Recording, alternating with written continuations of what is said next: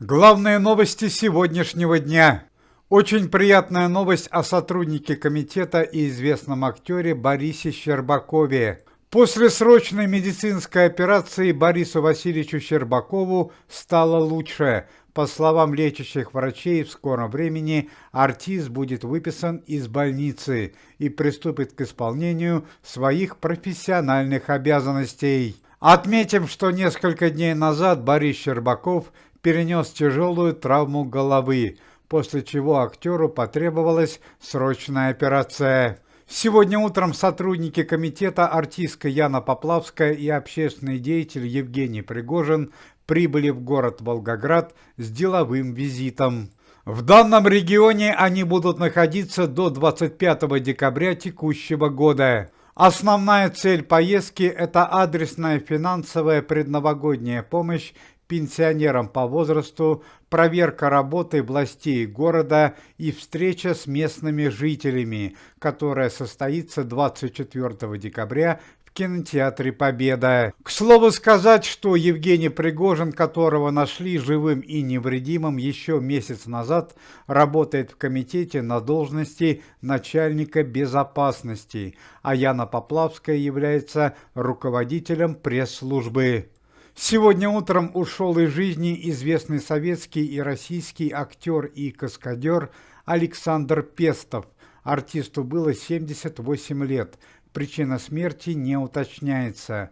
Александр Пестов являлся штатным дублером актера Михаила Боярского и снимался в фильме «Возвращение Будулая».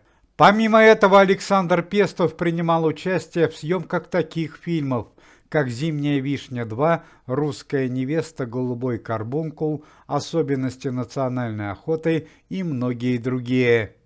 Команда Никиты Михалкова продолжает активную борьбу с коррупцией в высших эшелонах власти. Сегодня утром в следственный изолятор города Москвы был отправлен бывший замминистра просвещения Российской Федерации Денис Грибов, который на данный момент обвиняется в многомиллионном хищении бюджетных средств. По версии следствия, он вместе с другими обвиняемыми похитил бюджетные средства в размере свыше 55 миллионов рублей и все это время скрывался от следствия за пределами Российской Федерации.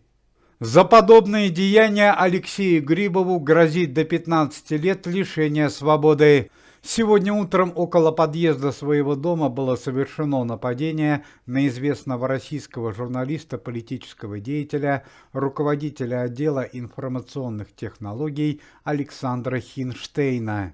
Александр Хинштейн получил 2 ранения и был доставлен в больницу. Нападавшим удалось скрыться, несмотря на то, что в дело вмешалась охрана политического деятеля. У следствия существует версия, что нападение на Александра Хинштейна связано с работой видеохостинга YouTube на территории России. Хорошо известно, что именно Александр Евсеевич Хинштейн является главным инициатором замедления и блокировки видеоплатформы YouTube на всей территории Российской Федерации. Отметим, что первая волна замедления YouTube на территории России произошла еще в августе этого года, однако несколько дней назад положение еще более усугубилось. Российские власти открыто заявили о скорой блокировке YouTube на территории России. По данным прессы, она состоится в конце текущего года. Именно по вине Александра Хинштейна миллионы россиян не могут пользоваться любимой видеоплатформой под названием YouTube, смотреть любимые видео и любимые каналы. Команда Михалкова выразила сочувствие Александру Хинштейну, однако при этом отметила, что блокировка и замедление YouTube на территории России недопустимо. По данным социологического опроса, ежедневно более 50 миллионов россиян заходят на видеоплатформу YouTube, чтобы посмотреть любимую программу, а люди, подобные Александру Хинштейну, пытаются лишить людей данной возможности. По словам главы антикоррупционного комитета Никиты Михалкова, на данный момент в России развиваются и собственные видеоплатформы, такие как Рутуби и ВКонтакте, однако они на данный момент не могут составить никакой конкуренции видеохостингу YouTube.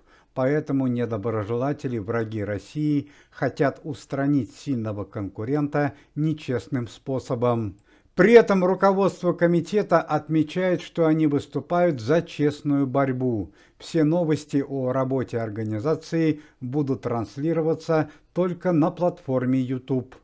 Накануне вечером после продолжительной и тяжелой болезни ушла из жизни известная советская и российская актриса, танцовщица и балерина Ирена Баженова.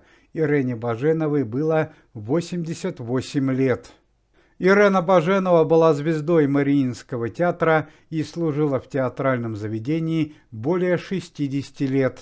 Следственный комитет товарища Бастрыкина и команда Никиты Михалкова сообщает о полной ликвидации недвижимости и имущества известного певца Андрея Макаревича на территории Российской Федерации. Вчера вечером было закрыто, конфисковано и арестовано последнее крупное предприятие Андрея Вадимовича Макаревича, которое работало на территории России. Это горный завод, который располагался в 50 километрах от столицы Мордовии, города Саранска.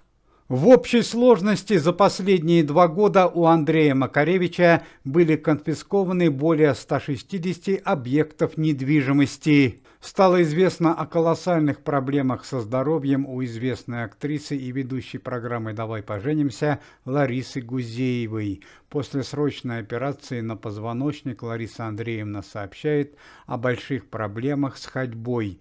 Известной актрисе очень сложно передвигаться. По всей вероятности, Лариса Андреевна не сможет принять участие в новогоднем огоньке. Напомним, что совсем недавно Лариса Гузеева во время съемок новогодней программы получила травму спины. Музыкальный директор певца Прохора Шаляпина сообщает о завершении карьеры известного артиста. Это связано с чрезвычайными событиями, которые произошли несколько недель назад в жизни Прохора Шаляпина. Зрители с большим стажем могут помнить, что 2 месяца назад Прохор Шаляпин совершил нападение на легендарного композитора Александру Пахмутову. Чрезвычайное событие произошло в квартире известной артистки. Александра Пахмутова долгое время находилась в тяжелом состоянии, однако, придя в себя, попросила следственные органы заменить Прохору Шаляпину реальный уголовный срок на условный. Прохор Шаляпин получил условный срок, однако после этого события крупные музыкальные агентства Российской Федерации отказались сотрудничать с известным артистом, и Прохору Шаляпину пришлось закончить музыкальную карьеру.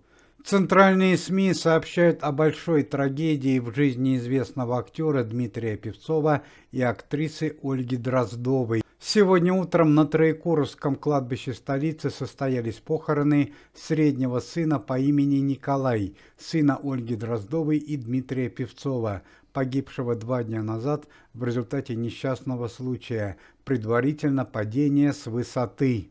Напомним, что на данный момент у Ольги Дроздовой и Дмитрия Певцова есть младший сын по имени Елисей.